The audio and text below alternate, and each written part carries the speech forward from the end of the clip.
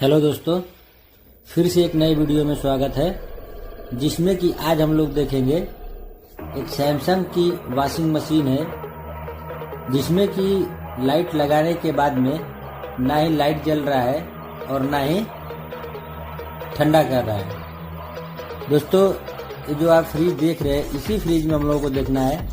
Fridge एकदम चकाचक ऊपर से लेके नीचे तक नया है।